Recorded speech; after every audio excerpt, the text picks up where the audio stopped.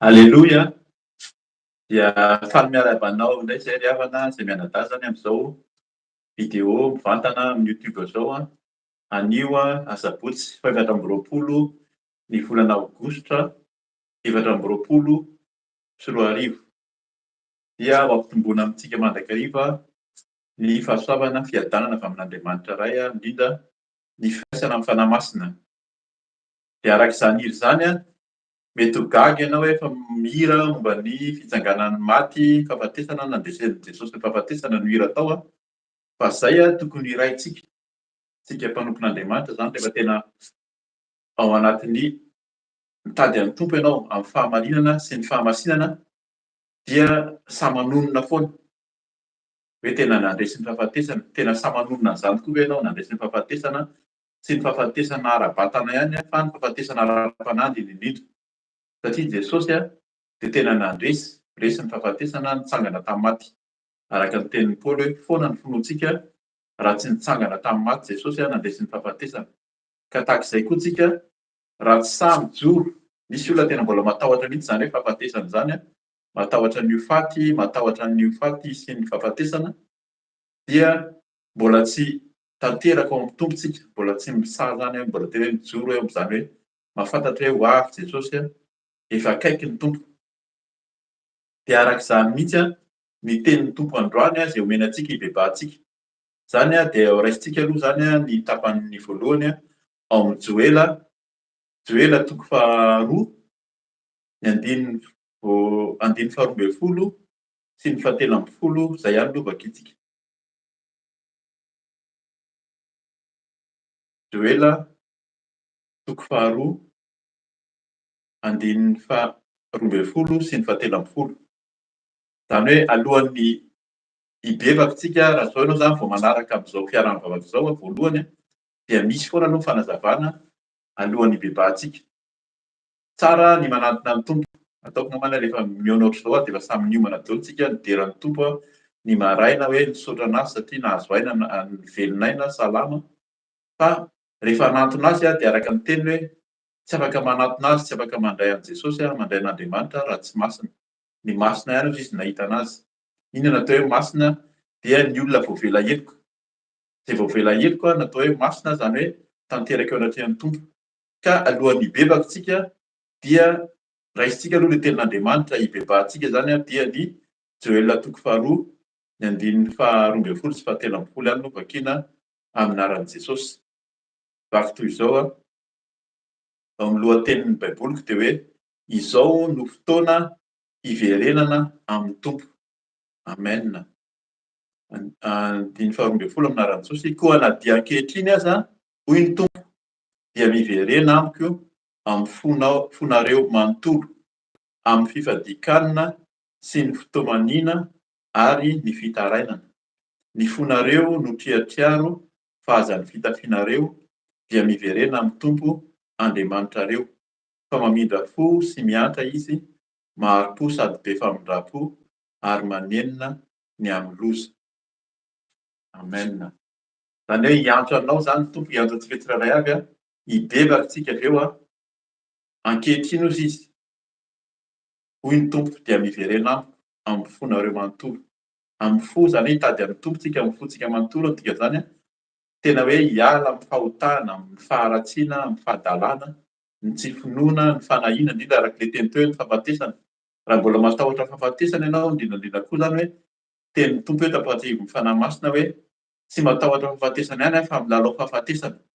Dikany hoe milalao fahafatesana zany dia ny olona manompo sampy, mamadika, miantso ny razana, manao fanompoan-tsampy amin'ny asa fanompoana indrindra amintsika malagasy zany dia tsy araka ny sitrapon'Andriamanitra zany. Tokony hibebaka tsika, tokony hibebaka ianao raha ao anatin'izany fanompoan-tsampy sy milalao fahafatesana ihany koa, na matahotra fahafatesana ihany koa dia mila bebahana zany amin'ny fonao manontolo ozy izy, amin'ny fifadikanana sy ny fitomaniana ary ny fitarainana.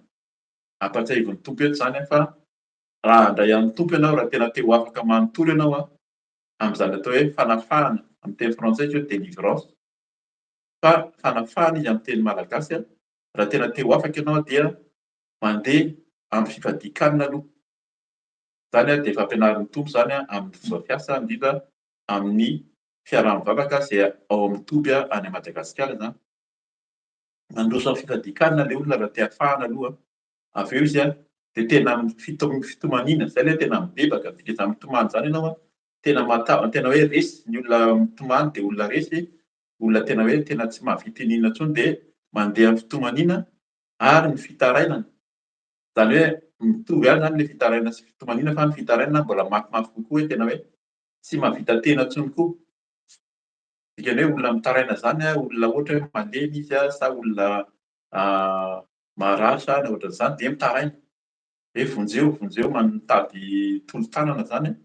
Zay izy hoe tsika fa Jesosy, ary Jesosy nandresy ny fahafatesana, zay ny hira teo hoe izy teo amin'ny hazo fijaliana nitondra ny otantsika, nitondra ny fahotan'ny olona rehetra ka mihazakaza aminy amin'ny fifadikanana. Raha mbola tsy nanao izany ianao zany dia angatao ny tompo ahaizanao hoe hitady fadikanana alohan'ny hoe hibebaka alohan'ny fitomaniana. Misy manko ny olona dia tena mitomany na hoe mitaraina, fa rehefa takin'ny tompo izy hoe atolory ihany fonao sy ny tenanao zany manomboka tamin'le hoe fadikanana, hoe mandany tenana ozy izy dia tsy manaiky. Fa hatramin'izany zany nefa hoe fiverenana eo amin'ny tompo, fifadikanana, fitomaniana ary fitarainana. Dia amafisiny tsara izy eto hoe ny fonareo no triatriaro fa aza ny fitafianareo. Zay zany le fitafiana ty moa zany endrika fanaon'ny Jiosy tamin'izany ny Israelianina tamin'izy misy fahafatesana dia rovitany zareo ilay akanjony dia lasa mihosotra lavenona ry zareo zany ahafantarana hoe olona tena marary na tena hoe resy. Fa tsy izany intsony no takian'ny tompo amin'izao fotoana izao fa ny fontsika tsirairay avy no tena hoe triatriaro, zany hoe tena hoe sokafana eo atrehany tompo zany ny faharatsiana rehetra. Ao anatin'ny fo matoa izy miresaka fo dia ny fo io ny lolo-po, ny otro-po, ny fankalana, ny fahatezerana, ny fahasorenana, indrindra koa ny tsy finoana, ary indrindra mitohy hatramin'ny fankalana sy ny famonoan'olona zany mitohy hatramin'ny arak'ilay resaka teo koa ny fijangajangana ao anatin'ny fo daholo zany miainga, ary koa hatramin'ny fanompoan-tsampy. Dia ny fo io koa zany zay ny tena hoe tsy fonao triatriaro io le hoe nahatonga an'i Jesosy nanolotra ny tenany teo amin'ny hazo fijaliana dia nalatsa ny teo ny rahany. Ao amin'ny fo ao dia nikoriana ny rà. Raha tapitra ny rà na hoe tsy mitebotry ny fo dia maty ilay olona. Ka ny dikan'izay zany ty mahatonga ny tompo miteny eto hoe sokafo ny fonao dia angatao ny ran'i Jesosy. Rehefa tena mibebaka tsika androany dia mifona dia mangataka ny ran'i Jesosy hanadio sy hadory zay tsy hanazy rehetra ao anatintsika, ary indrindra mangataka ny ran'i Jesosy hafafy zany, ary ilay ran'i Jesosy io nahafahantsika mijoro ihany koa handroaka ny asany maizina, ny asany devoly izay ataontsika koa zay avy eo ao amin'ny fibebahana. Dia hoe miverena amin'ny tompo Andriamanitra reo fa mamindra fo sy miandra izy, mahari-po sady be famindram-po ary manenina ny amin'ny loza. Zany efa misy loza efa miandry zany ho an'izay olona tsy miverina amin'ny tompo. Eo matetika no mahatonga ny olona manara-po tsy mieritreritra hoe misy ny loza, fa tena efa misy ny loza ary efa miseho zany ankehitriny.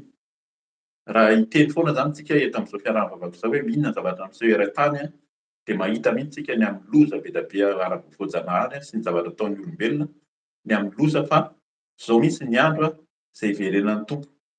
Zany ny teneniny teo, ary fotoana koa zany iverenantsika amin'ny tompo mba tsy tonga ny loza.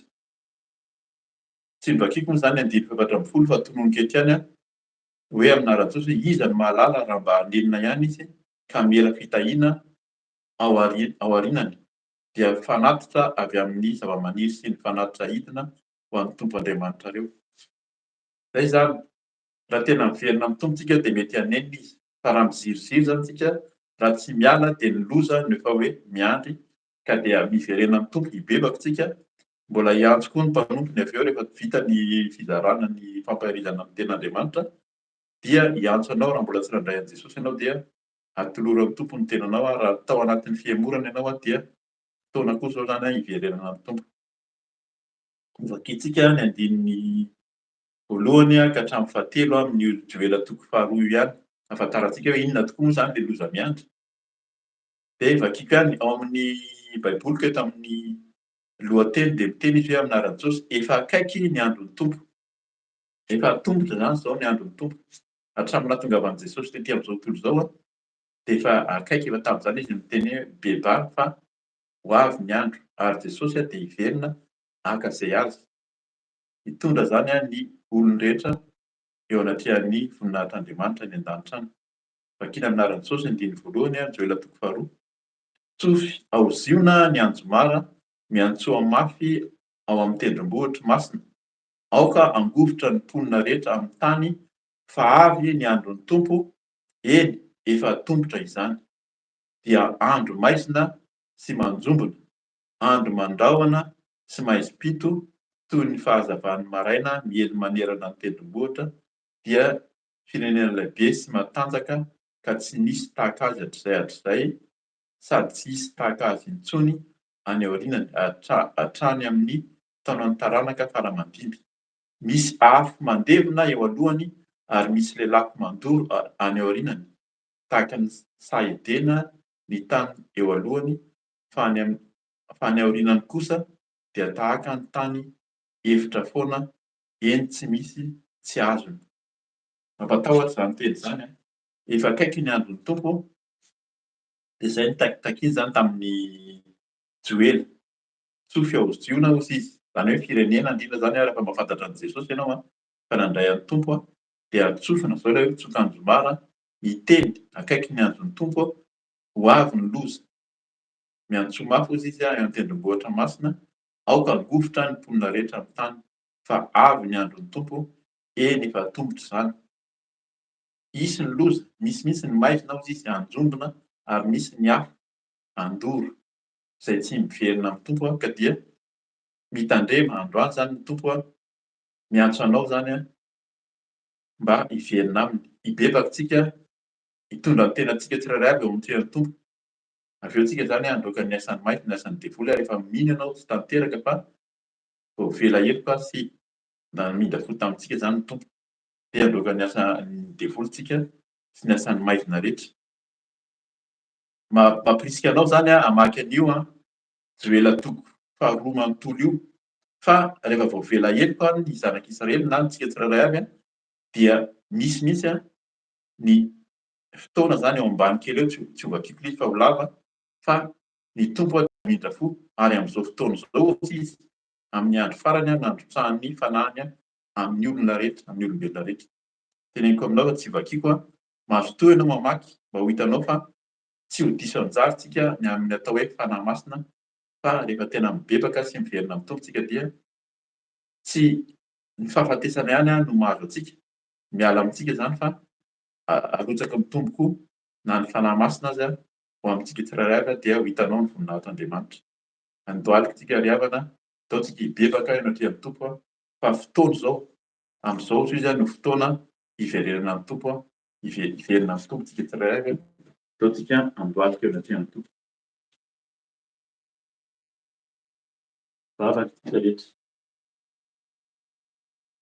Teny iray eo eto izahay mandresy teny tanatrianao vavaka aminao misaotra anao ny amin'ny teniko nomenao androany. Mafy ny teninao matahotra izay. Eny na ny hira koa ary dia efa mampatahotra anay satria miresaka fahafatesana izany dia mampatahotra anay olombelona, zanak'olombelona matahotra fahafatesana noho ny tsy finoana, noho ny tsy fahatokianay tompo, noho ny tsy fahamarinana sy ny tsy fahamasinanay dia matahotra fahafatesana. Nefa raha tena mahatoky sy mihina anao izay nandray anao Jesosy dia tokony ho faly fa ho any aminao, hiaona aminao any amin'ny voninahitrao any an-danitra izay efa hohaninao anay ka dia fona aminao ankehitriny raha tsy mino raha tsy tanteraka. Tonga ny teninao tompo mitsoka ny andro maro ianao, tianao izay hiverina aminao ankehitriny ka dia fona aminao amin'ny fahalemena rehetra, fona aminao mba tsy ho tonga aminay ny loza fa androany tompo dia hiverina aminao izay kanefa manolo tena aminao sady mifona aminao sady amin'ny fahalemena rehetra ny amin'ny fisainana tsy mety ny tsy fahatanterahana. Hitanay zavatra misy aty amin'izao tontolo izao, ny loza, ny fahafatesana, ny horohorontany, ny volkano mirehatra, ny famonoana olona, ny ady eran-tany dia misy. Tsapanay fa efa tonga ianao fa tongotra tokoa ny andro kanefa izay dia mbola miziriziry, mbola tsy mihodina, tsy miverina aminao tompo.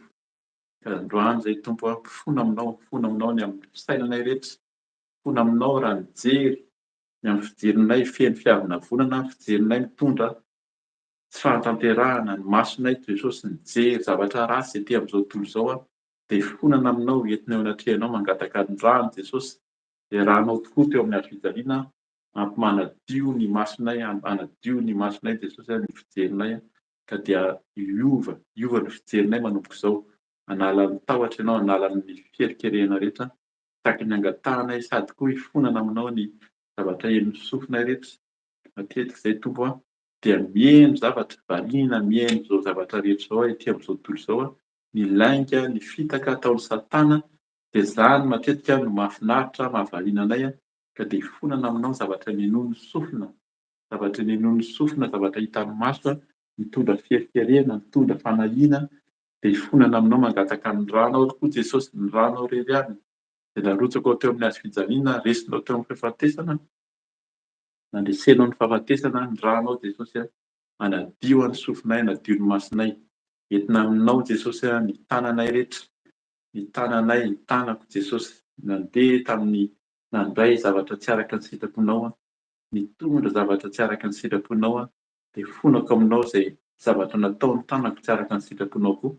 Mandra fo mandrakariva, mangataka ny ranao fisoko hanadio ny tanako, entiko aminao ny tongotro nandeha Jesosy, nandeha teny amin'izao tontolo izao, nandeha tamin'ny lalana ratsy rehetra, niazakazaka, nety ny tongotra, nandeha tamin'izao fiainana izao ny filàna, ny fahandrian-dratsy rehetra, hifonako aminao androany ny zavatra nandehanan'ny tongotro, niraisin'ny tanako, hitan'ny maso sy neny ny sofina, zavatra nibedibedy foana ny amin'ny vava, ny amin'ny molotra, ny lela, nandainga, namitaka. Eny tompo tsy ny teny marina dia hifonako aminao izany bebahako aminao ny tsy fahamarinako rehetra, dia bebahako aminao ny tsy fahatanterahako rehetra tompo mangataka ny ranao soa hanadio anay tsirairay avy, ilay ranao teo amin'ny hazofijaliana ampimanadio ianao nandresy ny fahafatesana, naneven'ny olona fa ho maty ary ianao dia ianao nandresy velona ianao, velona mandresy ny fahafatesana ary ny rano narotsaka teo amin'ny hazofijaliana ampimanadio, ampimandoro, mandoro izay tsy anao rehetra tompo ka dia izany no isaorana aminao, hifonana aminao Jesosy ny tsy fahamendrenay rehetra ka dia raha tonga ny teninao androany dia ampio izay hitady anao marina amin'ny fonay rehetra, amin'ny fifadikanana hozy ianao, amin'ny fitarainana, amin'ny fitomaniana ka dia mamindrafo aminay Jesosy. Diovy ny fonay tsirairay avy, esorina ny izay tsy anao rehetra Tompo amin'ny fonay, ny fanahiana amin'izao fiainana izao, ny tahotra, tsisy tahotra koa Jesosy ny faharatsiana rehetra, tsy finoana indrindra dia fonana aminao dia mamindrafo ankehitriny diovy izay tsirairay avy, mangataka ny ranao hanadio ary indrindra efa misotro ny ranao izay ny ranao reriana ny ampy manadio manavao ny ranao ny tena fisotro ny ranao Jesosy, misotro ny ranao izay Jesosy mandory izay tsy anao rehetra, sotroko ny ranao Jesosy, misotro ny rano Jesosy izy ity mandory, dorana amin'ny ranao Jesosy, mandory izay tsy anao rehetra ao anatin'ny foko, ny raha maloto, ny fitepony fotsy araka ny sitraponao rehetra dia dorana, sakanana sy foanana amin'ny anaranao Jesosy fa ny hafaliana rehetra hafa, didina amin'ny anaranao Jesosy tsy hanakely tsy hanapahefana ka dia misaotra, miasa mandory manadio ny foko sy ny fanahiko, ny tenako manontolo, manadio ny vavako, manadio ny molotro, manadio ny lelako ianao Tompo, amin'ny ranao soa manadio ny masoko, ny sofiko, ny tenako manontolo, ny tongotra sy ny tanana dia diovina amin'ny anaranao manomboka izao ka dia misaotra satria madio izay Jesosy, ny ranao reriany manadio manavao sy mitarika anay amin'ny fahatsarana, amin'ny fahamarinana rehetra ka dia misaotra indrindra Tompo manadio, misaotra manavao.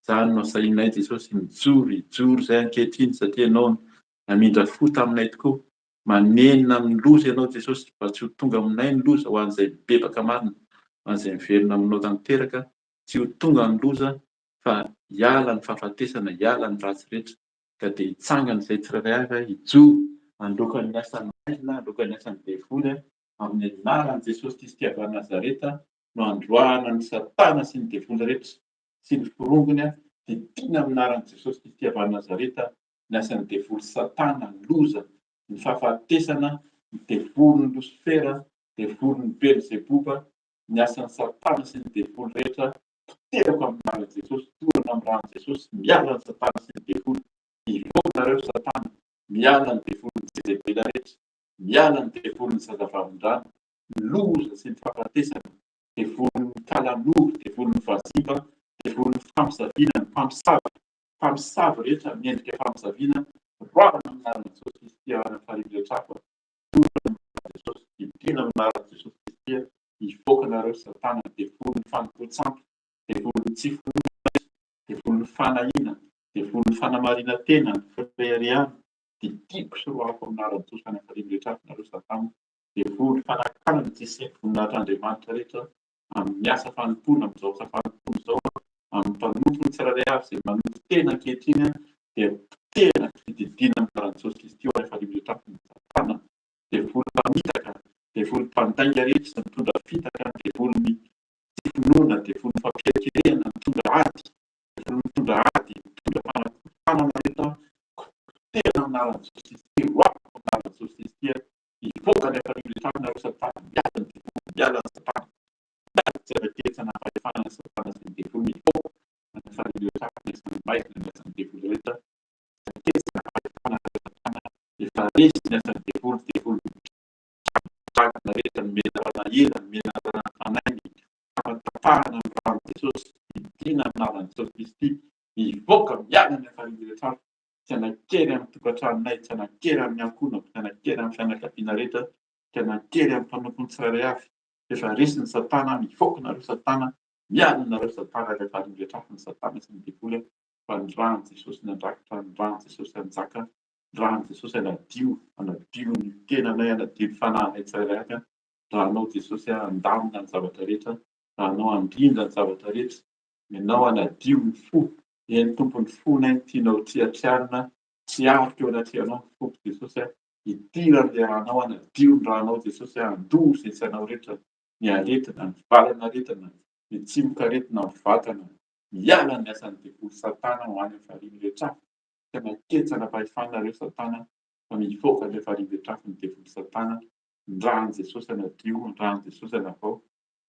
Raha ny Jesosy anadio, raha ny Jesosy anavao, atsoko ny raha ny Jesosy, ankatao ny raha ny Jesosy, afafako ny tenanao, afafako ny ranao Jesosy, afafako ny tenako ny ranao, afafako amin'ny tokantranoko, miantona rehetra, ny fianakaviana rehetra, amin'ny mpanompo tsirairay avy, afafako ny raha ny Jesosy, afafako ny raha ny Jesosy, afafako ny raha ny Jesosy, raha ny Jesosy, afafako ny raha ny Jesosy, toetra mibaka tanteraka anadio, raha ny Jesosy dia mitombo rehetra rehetra,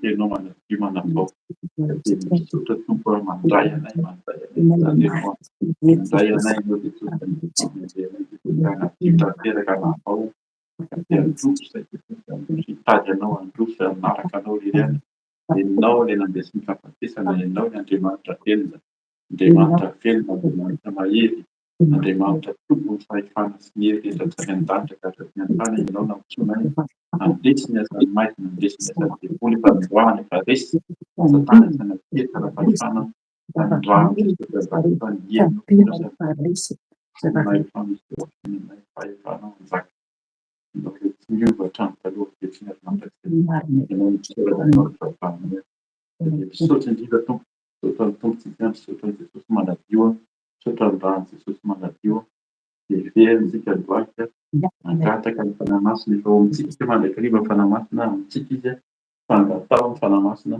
mameno antsika indray hiteny amintsika, mamaky isika tsirairay avy. Teny tompo,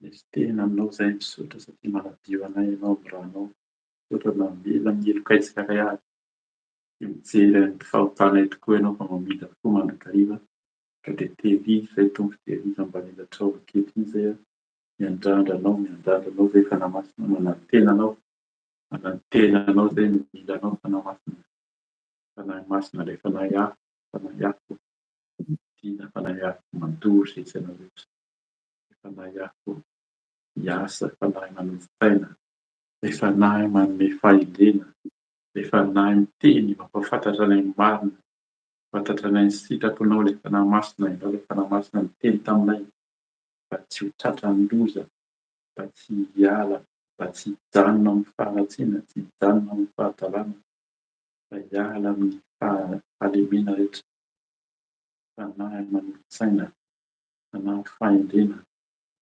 enoy ianao izay tompo, enoy anay izay ampahafantaro anay indray ny sitraponao, ianao ilay navitao tokoa araka ny tenin'ny Joela, fa ho avy ianao ary amin'izao fotoana izao, amin'izao andro farany izao araka ny teninao izao, fa tongotra ny andro, ankehitriny ny andro, amin'izao andro farany izao, andro pitsahanao ny fanahy masina amin'ny olombelona rehetra, enoy ianao izay fanahy masina, enoy ianao izay fanahy masina, teneny ianao fanahy masina, tena sy ny andrandranao foana izay, milanao foana izay tompo a, fantatra anay ny sitraponao, fantatra anay ny marina rehetra, fantatra anay ny marina rehetra, ny fanahy masina mpampafantatra ny marina dia ho afaka tokoa izay, fantatra ny marina dia ho afaka izay tsirairay avy, misaotra fanahy masina, misaotra mamaky, misaotra manatrika anay tompo, misaotra fa eo aminay mandrakariva ianao, eo aminay mandrakariva ianao, anatinay ianao, tenena tompo, enoy izay fanahy masina, indrandranao foana izay tompo, tenanao izay fanahy masina, ianao izay tompo, teny aminay, misaotra manatrika anay tompo, misaotra manatrika anay, misaotra miteny aminay tompo, misaotra manatrika, misaotra fa tsy miova ianao, misaotra fa mahay zavatra rehetra ianao, ianao ilay manolo-tsaina, manolo-pahendrena, mampafantatra anay ny miafina, zavatra miafina, ny zavatra ho avy rehetra, afantaranao, asehoanao aminay ny zavatra marina rehetra, ilay fanahy manome fahitana, manome ny nofy, miteny aminay, miteny mivantana amin'ny alalan'ny mpanomponao, amin'ny alalan'ny teninao, misaotra fanahy masina, misaotra fa toa miova tokoa ianao, miova ianao hatramin'ny taloha ankehitriny ary mandrakizay. mandrakizay tsy miova ny helinao sy ny fahefana. Ny fitiavanao ka dia misaotra indrindra, misaotra miasa, misaotra mahavavaka, misaotra manatrika anay, misaotra eo aminay tokoa ianao ankehitriny a, dia voninahitra ao izany Jesosy. Misaotra amin'ny famindrampo, misaotra manadio anay amin'ny ranao soka dia manitra ho anao irery ihany. Ianao irery izany no deranay hatramin'izao koa mandrakizay. Amin'ny anaranao Jesosy misy nanaovanay zavatra izany. Misaotra Tompo, misaotra Jesosy. Alleluia, alleluia, amen.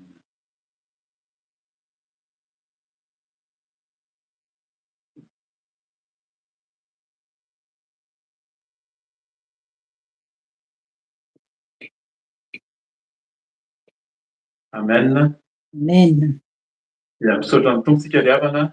Tamin'ny tapany voalohany teo izany a, nahinoantsika ny tenin'ny Tompo fa ho avy izy a, ary efa tombotra ny andro, aza miandry ela intsony.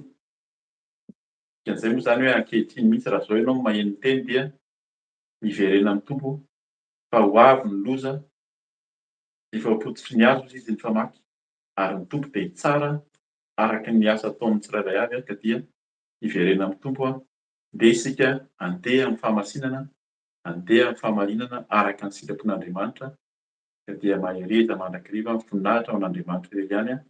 Dia mbola hitondra ny tenin'Andriamanitra izany ny mpanompony Mama Felisia sy hiantso anao amin'ny farany, maharita hatramin'ny farany a, fa amin'ny farany a dia mbola hivavaka izy a, hiaraka hivavaka aminao a raha vonona ianao a, hanovy tena ho an'ny Tompo sy hanavao ny fandoroan-tena. Ka dia misaotra ny tompontsika amin'ny famelan-keloka sy ny fanadiovana nataony rehetra. Voninahitra ho an'Andriamanitra irery ihany a, dia efa manao velomanareo sady azy izany a, amin'ny anaran'i Jesosy Kristy a. Alleluia, amen. Amen, alleluia. Miarabanareo aho a amin'ny anaran'i Jesosy Tompo a, amin'ny alalan'izao vidéo izao a. Ny tenin'ny fanahy masina teo fa aleoko miandry satria hitondra ny tenin'Andriamanitra teo amin'ny mpanompon'Andriamanitra ny teny a, dia teo amin'ny farany dia henoko ny tompo ny teny hoe ho avy aho, ho avy aho, ho avy aho. Naverimbery ny betsaka izay hoe ho avy aho, ho avy aho, ho avy aho, miambena ianareo. Izay ny tenin'ny Tompo, miambena ianareo, efa eo am-poditry ny azo sady ny famaky. Izay ny tenin'ny fanahy masina teo hoe ho avy aho, ho avy aho, ho avy aho, miambena ianareo, efa eo am-poditry ny azo sady ny famaky. Ry havana, tena ho avy tokoa ny Tompo araka ny teniny mpanompony teo. Ny Tompo mihitsy no manome ny teny rehetra izay omeny eto anio ho avy Jesosy. Ry havana, Jesosy dia ho avy, izay foana no ambaranay eto, ary izy mihitsy no miteny. Efa niomana tokoa va ianao? Tokony hiomana isika tokoa, satria tsisy intsony eny ny fotoana, tsisy intsony eny ny fotoana. Ny teny izay nomeny fanahy masina antsika ny amin'ny toriteny izany fampaherezana, dia momba ny amin'ny herin'ny vavaka. Herin'ny vavaka. Satria tiany Tompo izany isika izany tena hoe hivavaka, inona moa no antony? Ry havana, androany ahako na omaly dia tena hoe tsisy teny mihitsy no nomeny Tompo ahy hatramin'ny alohany hidirako eto. Tsy adiny iray akory ary, fa vao tsela akory ny Tompo no nanome ny teny, fa niandry aho, niandry aho, niandry aho, dia ny fanahy masina nanome ny teny alohany hidirako teto. Angambany ataoko hoe atsasakadiny teo eo angambany, raha be indrindra. Ry havana, ny Tompo dia mampiomana antsika foana. Mampiomana antsika foana ny Tompo, ary tsy reraka mihitsy ny fanahin'ny Tompo miantso antsika tsiraray avy. Ary raha mbola omeny Tompo hery izay menada, dia mbola hiezaka foana mandrapikipy ny masonay, satria natsoa ny Tompo izay hanambara ny fahatsarany izay nataony taminay. Ry havana, tsisy intsony tompoko ny fotoana. Oka isika tena hanomana amin'izay ny hialantsika ety ambonin'ny tany. Ny halantsika ety ambonin'ny tany, Tompo. Manasa anao heri-vavaka amiko satria tsapako hoe mila mivavaka alohany anomboako anampiany tompo eroay. Eo ny fanahy masina efa hatramin'ny fiandohana fa tena tiako ary mamiko mihitsy ny mivavaka. Zay no mahatonga ahy hivavaka ihany koa satria fahasambarana tena fiainantsika mihitsy no mivavaka tokony ho zay mihitsy isika. Hivavaka isika hisaotra ny tompo, mivavaka tadidio tsara fa rehefa mivavaka isika dia miresaka amin'Andriamanitra, miresaka amin'Andriamanitra. Izy no anantonantsika amin'ny fotoana io. Zay le vavaka. Izy no resahantsika. Ka hivavaka tsika hiresaka aminy. Angataka ny fanany mbola meno antsika bebe kokoa ihany, hitarika antsika tsiraray avy. Na ianareo mihaino izany, ampisokatra ny masom-panahinao. Ary koa za zay hiteny, tena ho raisy ny fanahy masina mihitsy ny kontrola ny tenako manontolo, na ny nofoko na ny fanahiko, satria azy aho. Engany eo azoko ane ianao. Hivavaka isika tompoko. Fanahy masina malala o. Misaotra mankasitraka feno ny amin'ny asa lehibe zay ataonao amin'ny fiainanay. Satria anao no miteny, ianao reriany fanahy masina. Misaotra tompo ny amin'ny fampianarana, ny famonjena, ny fanafahana ny tsiraray avy tamin'ny fibebanay teo, ary koa ny fandroana ny fahavalo Jesosy. Misaotra Jesosy io, satria anao dia miaro anay ao ambanin'ny tana maherinao. Jesosy tompo, ity aho anambara indray zay teny tianao ambara Jesosy amin'ny vahoakanao. Ka tario aho fanahy masino, satria dia fitaovana kely sy bitika ihany. Kely dia kely ao fanahy masina. Ka ity aho manetry tena eo ambanin'ny tana maherinao. Eo ambanin'ny tana maherinao fanahy masina. Misaotra anao fanahy masina. Misaotra anao satria alina ianao dia namangy ahy. Eny, namangy ahinao alina tanatin'ny nofy, efa ho divaraina izany.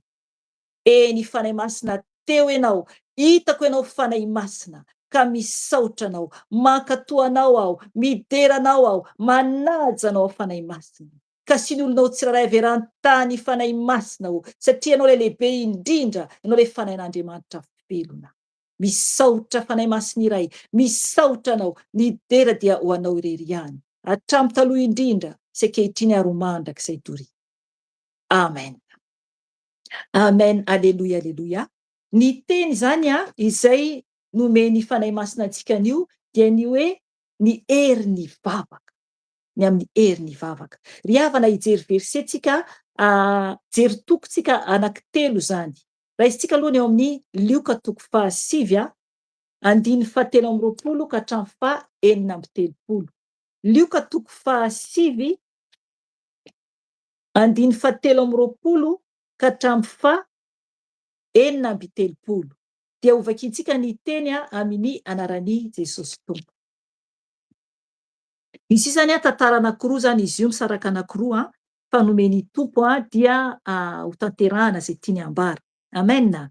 Lioka toko 7, 17 dia ny titre dia mivaky toy izao amin'ny anaran'i Jesosy tompo hoe ny fomba fanarahana ani Jesosy.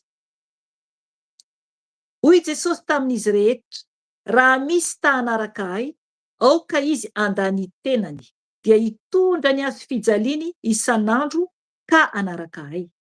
Koa na iza no ta hamonjy ny ainy dia havery izany. Ary na iza no havery ny ainy noho ny amiko dia izy no hamonjy izany. Fa inona no tombony azon'ny olona raha mahazo zao tontolo zao aza kanefa ho very ny ainy, na ho faty antoka amin'izany izy. Na iza no homenatra ahy sy ny teniko dia homenatra azy kosa ny zanak'olona, raha avy amin'ny voninainy sy ny any rainy, aveo kely eo. Na iza no homenatra ahy sy ny teniko dia homenatra azy kosa ny zanak'olona, raha avy amin'ny voninainy sy ny any rainy ary ny any anjely masina.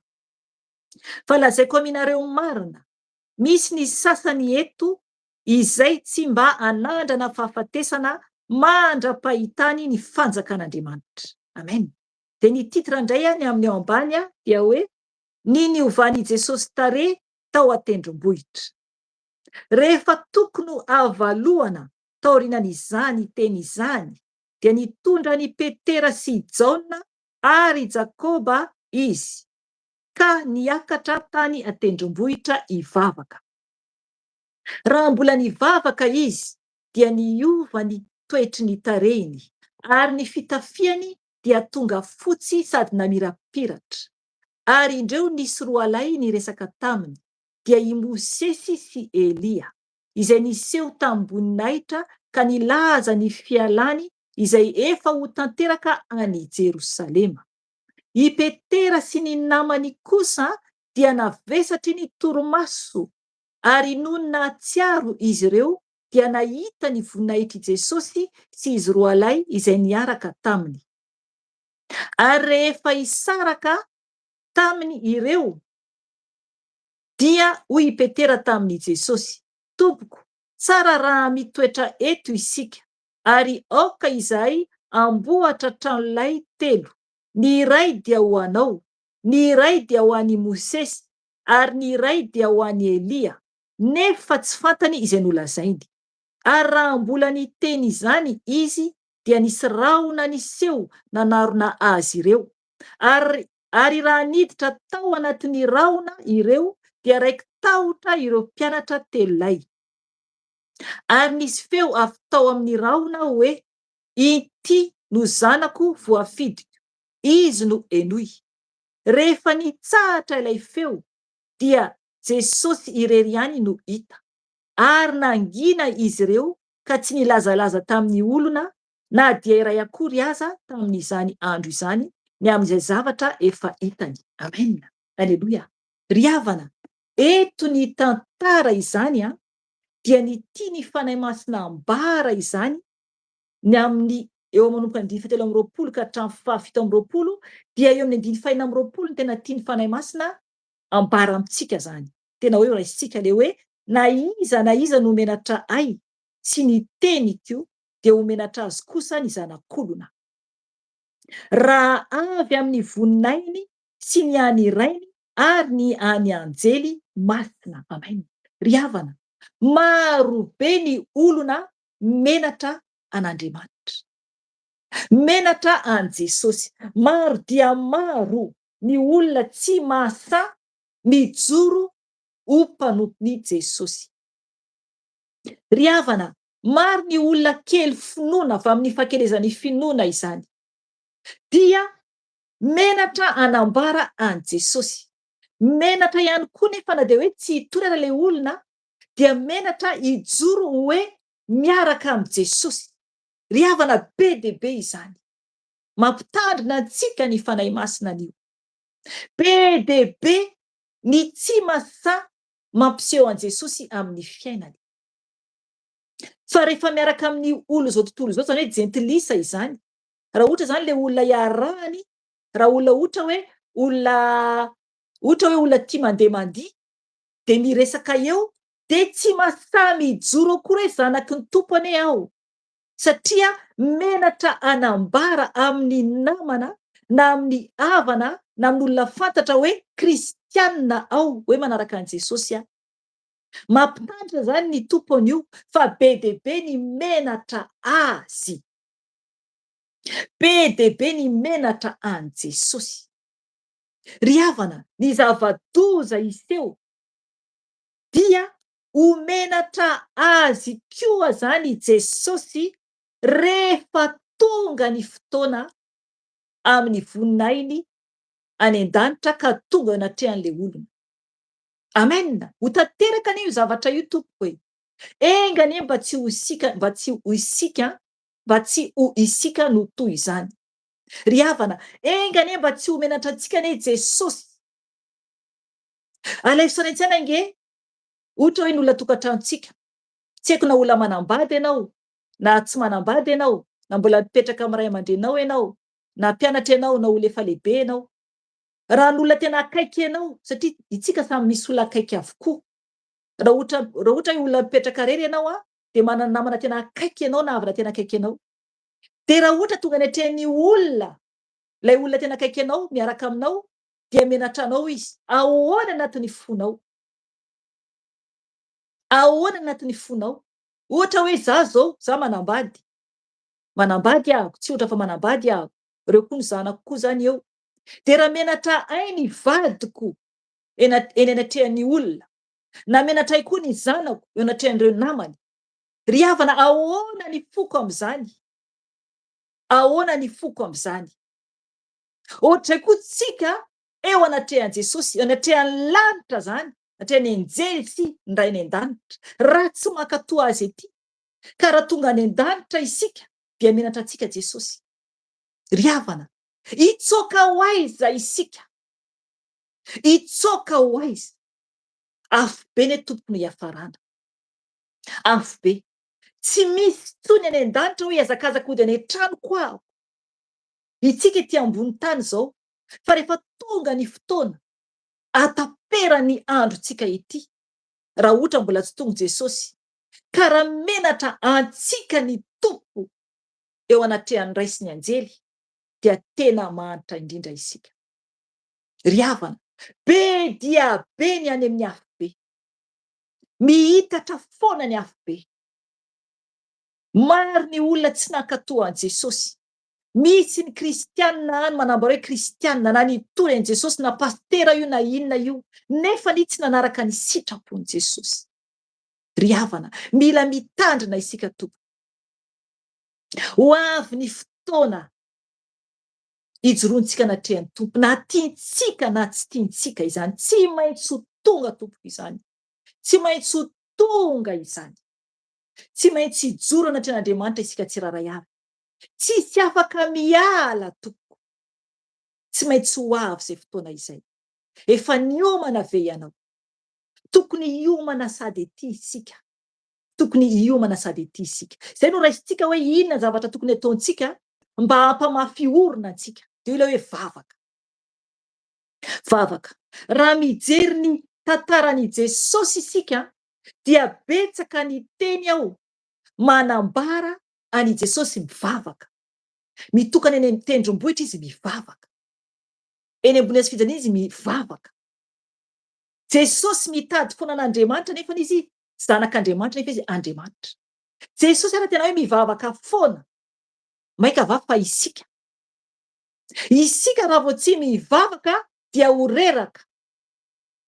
horeraka isika raha vao tsy mivavaka satria tsisy firesahana amin'ilay Andriamanitra antsika amin'ilay raintsika mihazona antsika ry havana tahaka ny zanaka sy ny ray aman-dreny any io raha ohatra misy ankohonana ka raha ohatra ka tsy miresaka mihitsy ny ao amin'le trano tsisy firesahana tsika zao samy nateraka reny daholo tsika mety hitanao hoe za tsy manana mama mety bebe anao no nitaizanao na nitaizanao na dadabe anao io na hoe tantinanao na tonton anao le olona nitaizanao na hoe tany amin'ny ina moa ty le toerana fitaizana zazakam-boto ohatra ianao de le olona nitaizanao raha ohatra tsisy resaka mihitsy ohatra tsy miteny mihitsy fa fampijery fotsiny ry havana tsy afaka mihitsy hifankahazo ny olona anankiroa raha tsy miresaka ny olona zay tezaina ary ny olona mitaiza zay tsika amin'Andriamanitra Andriamanitra tsontsika hoe raiko zay ny an-danitra rainay zay ny an-danitra Jesosy ianao no tompoko ianao ry havana raha tsy miresaka amin'ny tompo mihitsy isika raha tsy miresaka an'Andriamanitra mihitsy isika de tsisy mihitsy ny fankazahoantsika amin'Andriamanitra fa misy sakana be ampovoantsika sy Andriamanitra ohatr'izay koa araka ny ohatra nataoko teo any amin'ny olona miara-mipetraka raha tsy misy firesahana mihitsy amin'le olona miara-mipetraka aminao de tsy ho fantatrao mihitsy le olona ary le olona koa tsy hafantatra anao tsy afaka mihitsy tsika hoe fampijery fotsiny ny olona mona aza mbola manao paozy amin'ny tanana ahafahana mifampiresaka isika nefa ny Andriamanitra dia miantso antsika hoe mivavay ianareo miverena amiko ianareo jerevy ny ten'Andriamanitra nampibebahany mpanompony teo miantso antsika ny tompo iverenantsika amin'ny tompo ahoana moa ny iverenantsika aminy raha tsy misokatra ny vavantsika miteny aminy ry havana Mila isika miresaka amin'Andriamanitra. Mila isika mifankazatra amin'ny tsy toa araka ny tenin'ny Joba any bokin'ny Joba. Any bokin'ny Joba. Mila isika mifankazatra amin'ny tsy toa. Zay isika vao miadana. Zay isika vao sambatra. Fa raha ohatra isika ka tsy mifankazatra amin'ny Jesosy dia tsy hiadana mihitsy isika fa Satana no ao amintsika. Ry havana, tsy maintsy misy tompo amin'ny fiainantsika.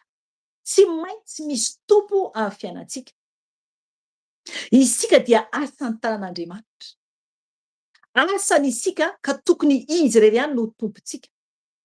Nefa ny marobe ny olona tsy manaiky ho volavolan'Andriamanitra. Izy ry havana no mamolavolantsika. Tsika re toy ny tany manga volavolainy. Zay isika. Ahoana isika no mibaiko hoe aza ataonao an'izao aho? Tsy afaka mandidy an'Andriamanitra isika. Izy no mitana antsika amin'ny tanany, mamolavola izay tiany anaovany antsika.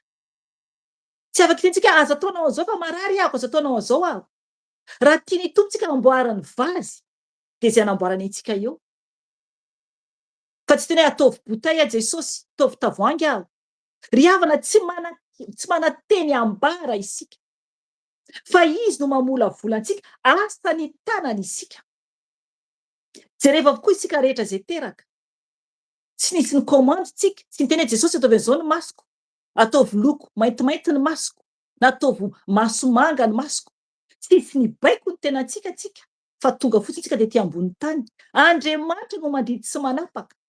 Dia tokony isika ankatoha an'ilay tompontsika karakarantsika. Fa tokony tsika tsy hanovaovantsika. Satria ny fanovantsika no momba antsika dia efa tsy fankatoavana izany. Tsy fankatoavana an'Andriamanitra izany. Raha misy ovantsika ny momba antsika, dia efa tsy fankatoavana azy izany. Ka mila mitandrina mafy isika.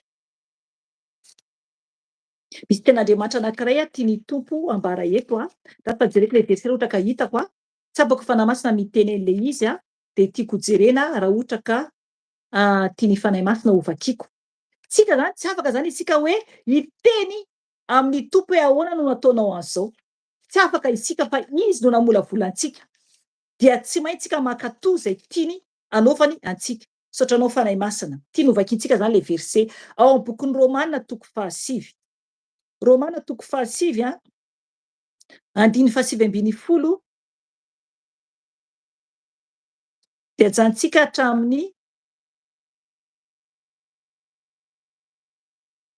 hatramin'ny fa 20 hatreo aloha. Ho vakiantsika ny teny amin'ny anaran'i Jesosy Tompo. Dia ilaza amiko ianao hoe koa nahoana ary izy no manome tsiny ihany. Fa iza moa no afaka hanohitra ny sitrapony? Ry olona, fa iza moa ianao no mamaly an'Andriamanitra? Iza moa ianao no mamaly an'Andriamanitra? Izay zavatra no volavolaina va? Ilaza amin'izay namolavola azy hoe nahoana ianao no nanao ahy toy izao? Moa ny mpanefy vilany va tsy manam-pahefana amin'ny tany manga, ka ny vongany iray ihany no anaovany zavatra samihafa? Ny iray dia hoajaina, ary ny iray kosa dia atao tsinontsinona. Ary raha Andriamanitra izay aneho ny fahatezerany sy ampahafantatra ny heriny aza no be faharipo ka nandefitra tamin'izay fanaky ny fahatezerana voavoatra ho simbaina. Fitako kely ihany. Mba hahafantarany koa ny harenany voninainy amin'ny fanaky ny famindram-pony izay namboariny rahateo ho amin'ny voninainy. Amen. Ry havana, zay le izy. Eto zany ny teny amin'ny 20 dia hoe ry olona, fa iza moa ianao no mamaly an'Andriamanitra? Zay zany teny fanahy masina eto. Ry olona, fa iza moa ianao no mamaly an'Andriamanitra? Isika izany. Fa iza moa ianao no mamaly an'Andriamanitra? Izay zavatra no volavolaina va? Ilaza amin'izay zavatra namolavola azy hoe nahoana ianao no nanao ahy toy izao? Zay le izy. Isika ve izay volavolan'Andriamanitra?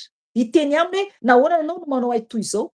Ry havana, Tsy mananteny isika ny amin'ny fiainantsika na fiainantsika zao ary. Tsy mananteny isika. Andriamanitra no mitantana fiainantsika rehetra. Na inona na inona ataontsika. Raha janona zao ny fofona de mijanona zao. Raha tapahana zao ny zavatra ho antsika, tsy afaka mihinana intsony tsika de tsy afaka mihinana intsony. Ry havana, zay le hoe Andriamanitra no mitantana antsika zanak'olombelona. Izy no mandidy sy manapaka.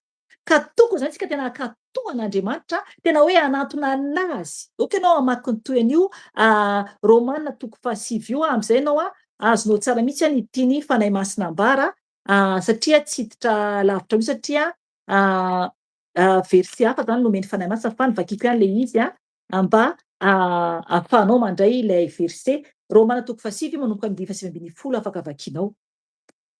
Fa iverintsika zany tao amin'ny bokin'ny Lioka zany.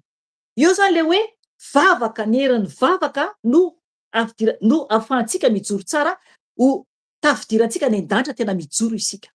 Ry havana, satria ny fivavahana, ny vavaka mifandray amiray dia ifankazanantsika amin'Andriamanitra. Jerevo ny lalan'i Jesosy.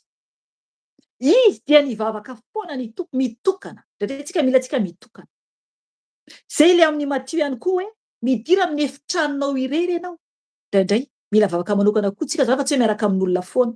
Misy ny olona sasany tsy mivavaka mihitsy raha tsy efa tonga hoe ny andro alahady, raha ohatra mivavaka alahady le olona, na mivavaka sabotsy ohatra na zoma, de zay vao mivavaka miaraka amin'olona rehetrarehetra, tsy atopoko, tsy any mihitsy no ahafahanao hitrany an-danitra.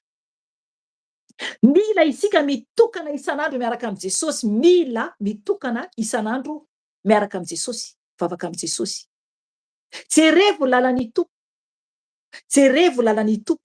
Mila isika manaraka azy araka ny teny 7:20 hoe hoy Jesosy tamin'izy rehetra, raha misy tanaraka ahy, raha misy tanaraka ahy, aoka izy handany tenany dia hitondra ny azy fijaliany isan'andro ka hanaraka ahy. Amen. Ry havana, zay le izy. Mila isika mandà mihitsy ny tenantsika.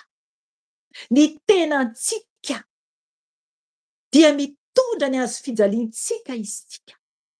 Dia manaraka an' Jesosy. Ry havana, Jesosy eto dia nitokana 7:20 isika. Vakiko ny teny amin'ny anaran'i Jesosy Tompo. Rehefa tokony havalohana tao aorianan'izany teny izany dia nitondra ny Petera sy Jaona ary Jakoba izy ka niakatra tany tendrombohitra hivavaka. Raha mbola nivavaka izy dia niova ny toetry ny tarehiny ary ny fitafiany dia tonga fotsy sady namirapiratra. Amen. Janoko hatreo aloha. Ry havana, mahafinaritra be izany. Raha ohatra tadidinao any amin'ny tantaran'i Mosesy. Mosesy koa rehefa nivavaka tany tendrombohitra nanao tamin'Andriamanitra dia niova koa ny tarehany. Ry havana, satria nahitan'Andriamanitra izy. Isika zany rehefa tena mivavaka amin'ny fanahy. Rehefa tena mivavaka amin'ny fanahy isika maharitra mivavaka dia ho hitanao fa tena hoe tsapanao hoe feno fanahy ianao. Feno ny fanahy ianao de miova mihitsy na ny fisainanao ara. Na tsy hitanao raha ny tarehinao miova fa ny sainao anatinao ao dia miova ny fisainanao. Mahatsiaro fahasambarana ny fonao, milamina tanteraka mihitsy ny fanahinao satria voky vavaka, voky firesahana amin'Andriamanitra. Ry havana, isika zany dia mila zany isika tena hoe mifankazatra mafimafy kokoa amin'ny Jesosy. Mivavaka maharitra. Mety hitenanao hoe kahina raha ny zavatra hoentiko ambavaka.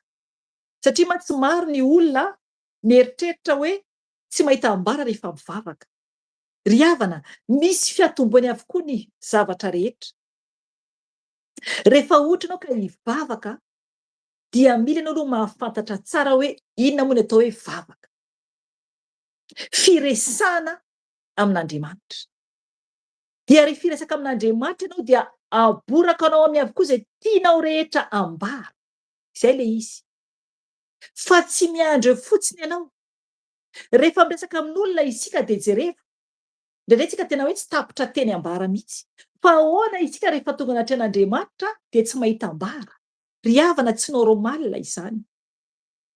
Tsy normalina izany. Mila zany isika Mahafantatra tsara fa hoe ny anatoana antsika dia Andriamanitra fanahy. Izy any an-danitra naharentsika aloha. Dia manaja azy aloha. Fa tsy tonga de ny problème antsika no hitantsika eo. Be dia be mantsy miteny hoe betsaka zany ny olona manatona tompo noho rehefa ohatra ka misy problème. Ry havana, Andriamanitra anie ka mahita ny momba antsika tsirairay avy. Andriamanitra dia hanafaka antsika izy rehefa ohatra isika tena hoe mitady azy marina amin'ny fontsika manontolo. Andriamanitra dia tsy azontsika atao hoe rehefa misy ilaintsika anazy ihany tsika vao tonga mitady anazy. Tsy azontsika vazavazina tompoko Andriamanitra. Tsy azontsika vazavazina izy. Fa rehefa tena ao amin'ny tompo ianao dia ao amin'ny tompo. Zay le izy. Dia fantatsika zany rehefa mivavaka isika dia tena hoe hitady an'Andriamanitra aloha hanaja azy fa tsy hangataka zavatra. Zay le izy. Raha hiresaka antsika amin'ny ray aman-drenitsika ohatra, na ohatra hoe patron anao, ohatra ka miasa ianao, dia misy zavatra nefany tianao angatahana patron anao avy eo, dia tsy tonga de tena hoe ameo an'izao aho. Fa eo aloha ny fiarabana fanajana, dia ny firesahanao momba ny zavatra ilainao. Ohatr'izay koa ny amin'ny tompo. Ny amin'ny tompo dia manaja azy aloha, mametraka azy amin'ny plasiny. Dia ny fangatahana zavatra dia hoako fantatsika tsara fa na dia mbola tsy miteny ara isika ny tompo miteny an'izay zavatra izay. Na mbola tsy miteny ara isika na mbola tsy miteny ny vavantsika dia efa fantatry ny raintsika sady any an-danitra zavatra ilaintsika. Amen. Aleloia. Tsara be ne izany. Tsara be. Na mbola tsy miteny isika tompo dia efa fantatry ny tompo sady ny zavatra ahasoantsika. Fa tsy eo akory hoe hitonga isika hivavaka amin'Andriamanitra dia tonga dia hangataka. Ry havana, Andriamanitra dia masina. Mila aloha isika mitia an'Andriamanitra. Mahay mitia an'Andriamanitra. Rehefa ohatra isika ka mandefa ny tenantsika ao aorianantsika ka Andriamanitra ny alohantsika dia haintsika ny tia an'Andriamanitra. Rehefa ohatra ka alefantsika aorianantsika ny ankonantsika, ny fianakaviantsika, namantsika, ny olona fantatsika, ny momba antsika rehetra, fa Jesosy ny ao aloha dia mahay mitia an' Jesosy isika. Amen. Zay ny tompo hoe. Rehefa izy ataontsika amin'ny première ligne, izy eo fiainantsika dia haitia an'Andriamanitra izy. Rehefa ohatra isika ka matahotra azy, raha ohatra ka misy zavatra ataontsika ka hoe fantatsika fa tsy mety, dia matahotra an'Andriamanitra isika dia efa mahay mitia an'Andriamanitra zany isika. Rehefa ohatra isika ka hanao zavatra na inona na inona na inona io ka manantona azy aloha, manontany azy, dia efa fitiavana fanajana an'Andriamanitra izay. Ry havana, zay le hoe mitia an'Andriamanitra, zay le fitiavan'Andriamanitra satria izy ny tiantsika taloha ary nomeny antsika ny zanalay tokana nafoiny nanavotra antsika. Dia isika ve zay kelanantsika ny vatantsika ho vovoka zao ve dia tsy hafoy ny tenantsika ao an'Andriamanitra? Nefa ny afo be ny miandry raha ohatra ka tsy mahafoy ny tenantsika ao an'Andriamanitra isika. Ry havana, zava-doza anie raha tsy mandinika isika. Raha tsy mandinika isika. Raha zavatry ny tany no mamaika antsika dia ho very ny tenantsika ny mielo. Mazava tsara ny tenin'Andriamanitra eto hoe raha misy ta hanaraka ahy, aoka izy handany tenany dia hitondra ny azy fijaliany isan'andro ka hanaraka ahy. Amen. Hanaraka ahy hoy Jesosy. Koa na iza no ta hamonjy ny ainy dia very izany. Zay zany. Raha te hamonjy ny aintsika isika. Azafady sotrano kely aho.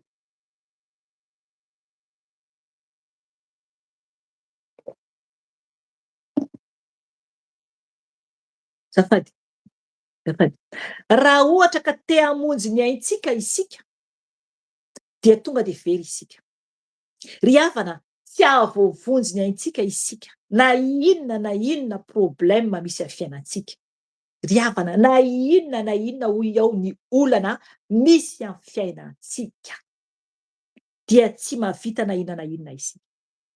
Jesosy rery ihany no vahaolana. Izy rery ihany. tonga de toizantsika ny teny ary amin'ny andiny fa telopolo.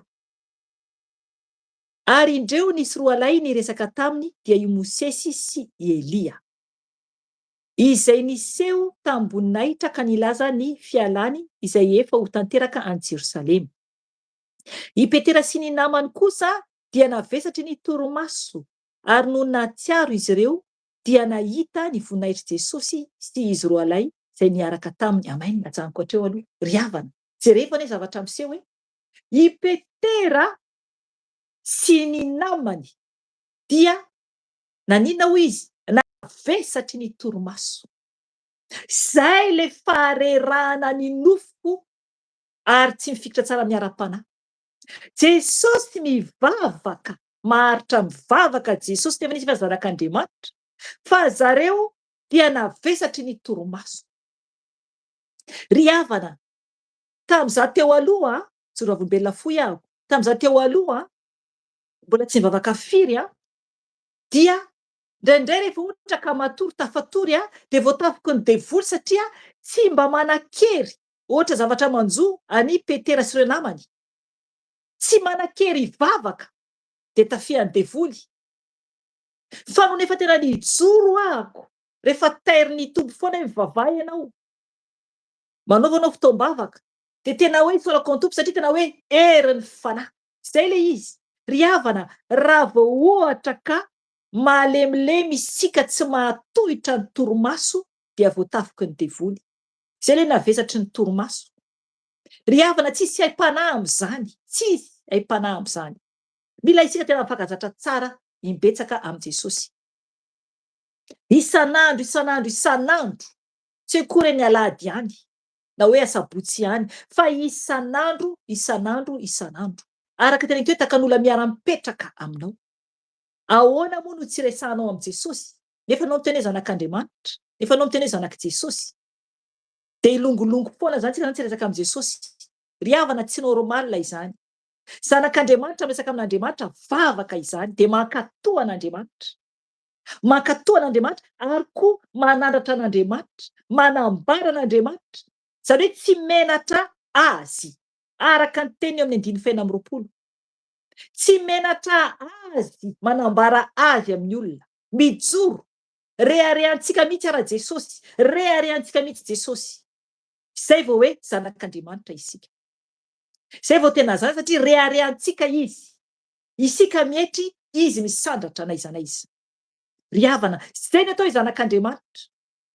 Tsy menatra azy, manambara azy, miteny ny marina ihany koa, fa tsy mamorona, tsy tia kely, tsy mitady ny hasoany tenany, fa ny hasoan'Andriamanitra.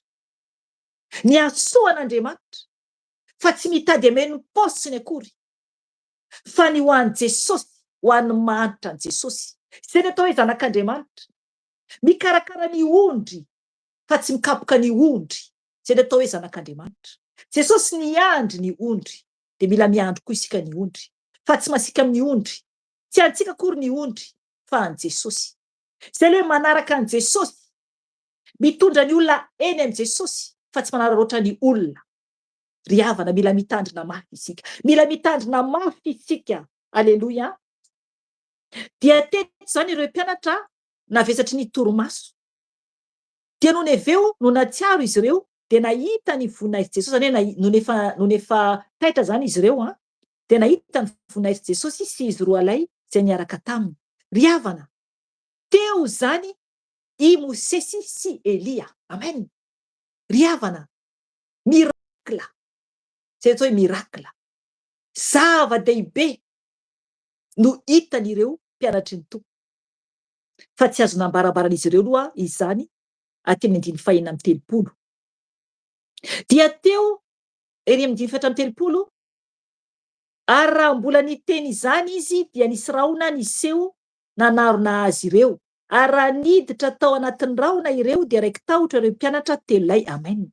Eto zany dia i Petera, eo amin'ny 9:30 ty zany Petera hoe anangana anamboatra trano lahy telo hipetrahan'izy ireo zany hoe ny tompo, dia i Mosesy dia i Elia. Ry havana, i Elia sy Mosesy ahoana moa nipetrahany amin'ny trano lahy? any an-danitra anie izy ireo tompoko. Tahitra loatra zany ireo mpianatra. Ahoana ny ipetrahan'i Jesosy amin'ny tranolay?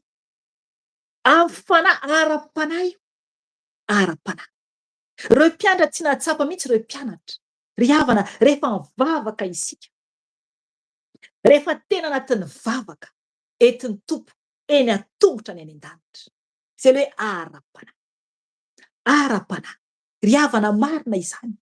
Rehefa mivavaka izay indraindray anatin'ny grupy, dia ato an-tokantranoko zany, ny ankizy indraindray mbola ao ambadika zany.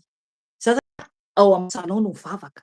De zareo mbola ao ambadika. Na eo ara izy ireo, za mifantoka tsara amin'ny tompo, entin'ny tompo mahita fahitana aho, ny fanahiko, ny vatako eo, fa ny fanahiko entin'ny tompo mahita fahitana. Zay le hoe ara-panahy. Ara-panahy. Ry havana, zay rehefa ao amin'ny tompontsika, rehefa ao aminy sika dia aseho any zava-mahagaga, asehony fahitana. Ary koa mijoro vavolombela koa eto efa ela zay zavatra aseho zay ndray andro zay telo mianaka nivavaka. Tsy haiko raha mbola anatin'ny vidéo any le izy na tsy anaty vidéo any intsony vavaka zay telo mianaka, niomana zany zay eo am-pivavahana. De eo am-pivavahana io zany zay efa niomana zany zay alohan'ny hivavaka, de zanako lahy, izy zany teo ambony fauteuil teo akaikiko teo de tehiriziny avy eo hoe nahita hony izy zany eo am-piomanana eo, izy mipetraka eo zany tonga de nahita zany ohatrany hoe trompetra ngeza be amin'ny tanany. Zay le fahitana. Eo am-piomanana fotsiny izahay de efa tonga zany ny fanahy masina. Dia hita zany izay io misy trompetra lehibe eo amin'ny tanany. Efa izy mipetraka ambony fauteuil. De nitady amin'ny internet ohatran'izy ny sarin'le izy tsisy trompetra any an-danitra izany. Zay le hoe ara-panahy. Ara-panahy. Zay ny anankiray. De nisy ihany koa fotoana zay nivavaka zay telo mianaka, nanao boribory zay teo devant ana latabatra satria latabatra kely mantsy zany eo amin'ny salon. De zanako lahy zany teo alohanay, mandoalika zany zay amin'ny fotoana io. De noho efa niondrika mandoalika zany zay efa mivavaka eo am-pandolehana, dia nitraka hony izy. Zany hoe fanahy masina zany nitarika anazy nitraka kely De hita zany tao aorinany, teo aorinanay mianaka vehivavy eo alohany, misy elatra ngeza be. Fotsy ngeza be zany hita zany ao aorinanay. Ry havana, tsara ny tompo. De hitany koa ny avy satria no nita zany zay mianaka eo alohany, misy elatra zany eo aorinanay. De taity gaka izy zany.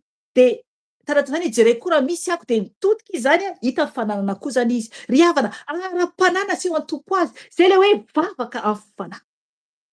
Vavaka amin'ny fanahy. Ry havana, mivavaha bebe kokoa dia ahita fahagagana ianao. Ahita fahagagana ianao anaty fahamasinana sy ny fahamarinana. Manara-tsara an' Jesosy dia iseho aminao ny voninahitry ny tompo. Iseho aminao ny voninahitry ny tompo. Aleloia. Tonga de janiko ohatreo aloha ny ato amin'ny bokin'ny Lioka, fa ho raisitsika ny eo amin'ny bokin'ny Matteo. Matteo 4:4, 5:telopolo zany no hojerentsika. Matteo 4:4.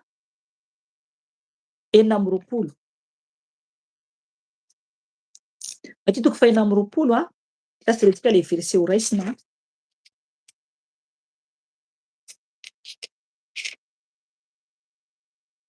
Ny 5:telopolo ovakitsika kely zany de tsy raisiko avokoa zany ny verset fa ny zavatra ambarako eto de amin'ny Jesosy lay nivavaka, naharitra ny vavaka.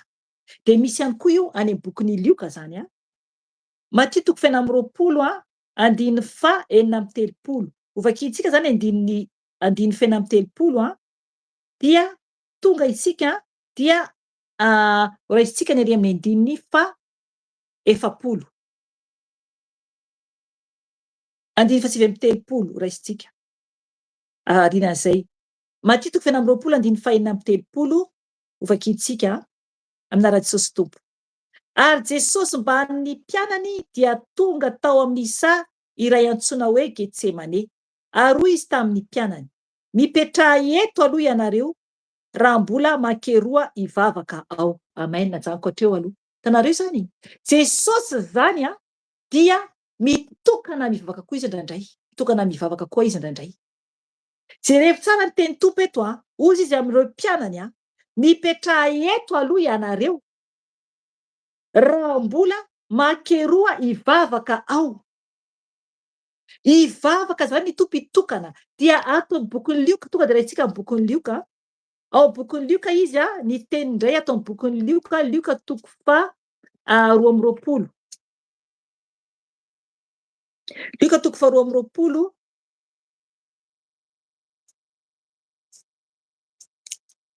Andininy sivy amby telopolo. Dia ho vakintsika ao amin'ny 5 hoy indray ny teny tompo ato, Lioka toko roa amby roapolo, 5 vakiko amin'ny anaty Jesosy tompo. Ary niataka tokony ho indray mitora-bato taminy izy ireo izy dia nandohalika ka nivavaka hoe. Hitanareo zay? Niataka zany ny tompo toy ny indray mitora-bato zany. Raha ohatra isika ka maka vato azafady, de atsipitsika zany le vato, de ohatra zany nandehanan'i Jesosy nivavaka zany, zany hoe tsy alavitra zany. Mila mitokana zany isika zany mivavaka indrandray.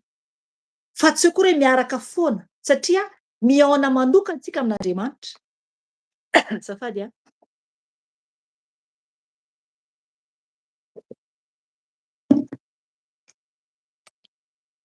Mila mihaona manokana tsika amin'Andriamanitra. Eto zany ny tompo dia niataka izy zany nivavaka manokana. Ry havana, vavaka manokana ve ianao? Sa mila foana anao olona antsoinao miara-bavaka aminao? Ry havana, mila isika manana fahazarana miaraka amin'ny Jesosy, mitokana miaraka amin'ny Jesosy, ary tena tokony angetaheta mihitsy tsika mivavaka, tokony tena hoe mamitsika mihitsy ny mivavaka, tokony ho zay. Satria tiantsika mihaona amin'ny raintsika, tokony zavatra fahazarana le izy. Tena hoe hihaona amin'ny tompo amin'izao ora zao, de efa miandry anao koa Jesosy ohatra ka manao lera ianao. Na ohatra raha hoe isan'andro ianao ato tokantranonao, any tokantranonao, de mandeha ianao any ivelany mivavaka ianao. Mihira ianao de mivavaka ianao, mihira ianao, manatsa vilia ianao de mivavaka ianao. Ry havana, zay toerana misy antsika de afaka ivavahantsika avokoa e. Na anaty bus ianao mety ianao za tsisy fotoana misy ke ry havana, anaty bus ianao afaka mivavaka anaty bus. Afaka miresaka amin'ny tompo ianao na iza n'aiza na eny an-dalana ary ianao na any am-piasana ianao de afaka miresaka amin'ny tompo foana ianao. Tsy afaka miala zany isika hoe andainga hoe tsisy fotoana ivavahana aho. Lainga izany. Misy foana ny fotoana ivavahantsika olombelona. Na olona anankidimy nareo miaraka matory nareo ankizy rehetra ambony fandriana ohatra, dia misy foana ny fotoana ahafahanao vavaka rery. Misy foana tompoko. Ny tompo manome foana fotoanantsika ahafahantsika mivavaka. Toizantsika ny teny ary Matthieu toko 9:30, toko 9:20 azafady. Matthieu toko 9:20 tonga de ho raisintsika eo amin'ny andininy 70.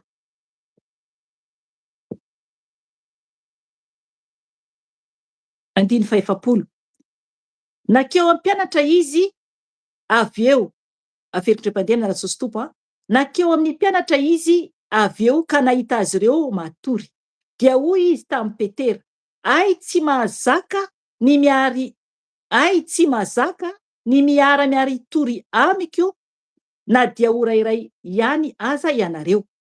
Miareta tory sy mivavay ianareo mba tsy hidiranareo amin'ny fakapanahy. Mety ihany ny fanay, fa ny nofo no tsy manan-kery. Amen. Ry havana zay le izy. Tonga zany Jesosy avy any dia nahita an'ireo mpianatra natory izany.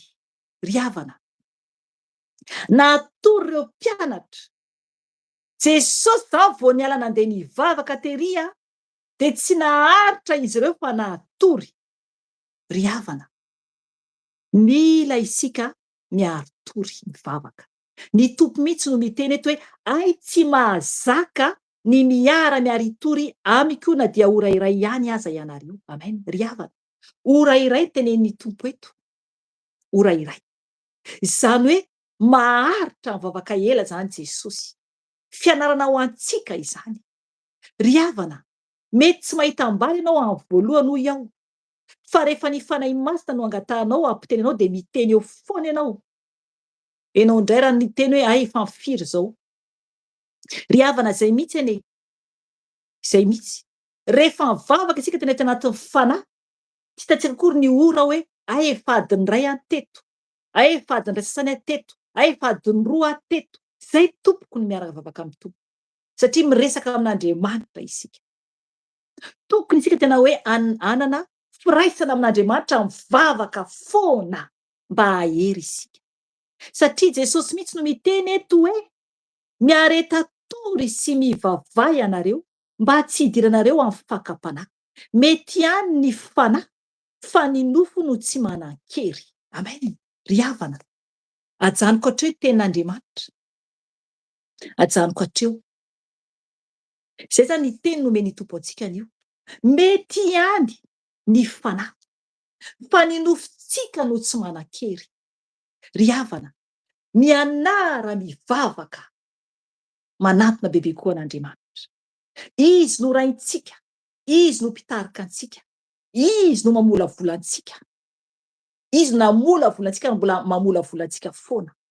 Izy anitsakitsana ny ratsy rehetra amintsika raha manaiky isika anantona azy. Arakaraka ny anantona antsika hivavaka amin'ny Tompo no anitsana ny ratsy rehetra amintsika ary ampahereziny antsika. Amen. Zay ny tompoko hoe rehefa manaiky isika mamboarin'i Jesosy dia izy manamboatra antsika. Ny Ray manamboatra antsika. Any amin'ny bokin'ny Jaona 2:20 manambara an'izay, okanao ny hamaky iny amin'ny voaloboka sy ny sampany. Ny Ray no manamboatra, mbola may amboariny tsaratsara kokoa isika rehefa tena miaraka amin'ny Jesosy.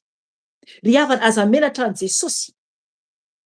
Raha mbola misy tsy nandray an' Jesosy Tompo sy mpamonjy ny fiainany ato, dia fotoana izao aloranao tena raha vonona ianao. Raha vonona ianao ka hisaraka amin'ny ratsy rehetra.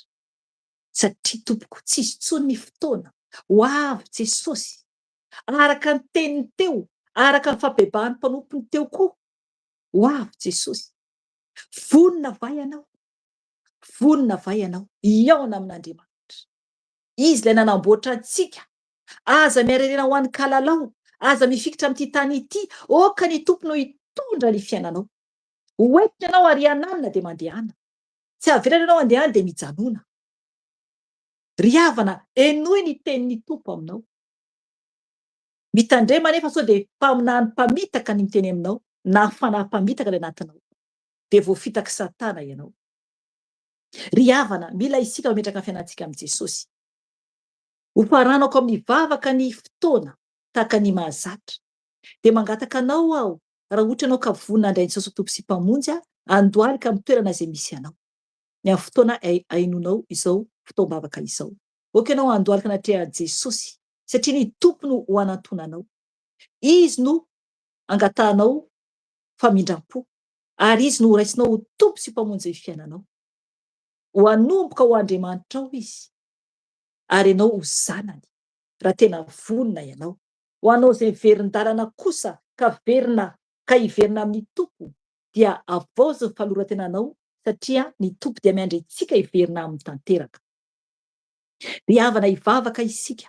Ho anao izay indray Jesosy Tompo sy mpamonjy ny fiainanao, dia oka ianao hanaraka ny vavaka ataoko, dia ny Tompo no hiaino anao. Mibeba aloha ianao eto amin'ny Tompo ny fahotanao rehetra, dia ny Tompo hanapaka anao tanteraka. Hivavaka isika Tompo amaranantsika izao fotoana izao. Jesosy Tompo, misaotra anao Jesosy ny amin'ny teny rehetra izay nomenao anay anio Jesosy.